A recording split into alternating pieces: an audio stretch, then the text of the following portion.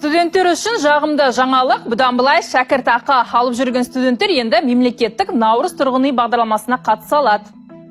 Қысқасы, ипотека рәсімдеуге мүмкіндік бар. Ол былай шәкіртақы ресми табыс ретінде есептеледі. Осылайша олар жұмыспен қамтылған азаматтармен тең дәрежеде ипотека рәсімдейді. Мән-жайын отбасы банктен сұрадық, көрейік. Наурыз бағдарламасы бойынша студенттерге ипотека алуға рұқсат етілген. Ең басты шарты студенттер әрине енді олар жұмыс істемейді, олар енді оқып жүргеннен кейін. Сол себепті ең басты шарты міндетті түрде шәкіртақы алу керек.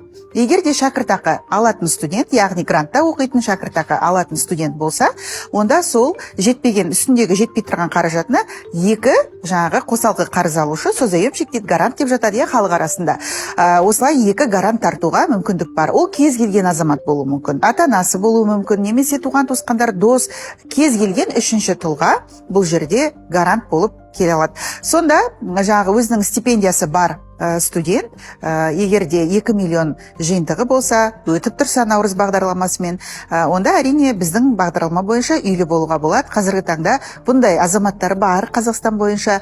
Жуырда ғана бір қостанайлық бойжеткен бізде жаңағы студент қосымша өзі даяшы болып қызмет етеді екен. Сосын осылай қосалқы қарыз алушы тартып, өзі осылай үйлі болды.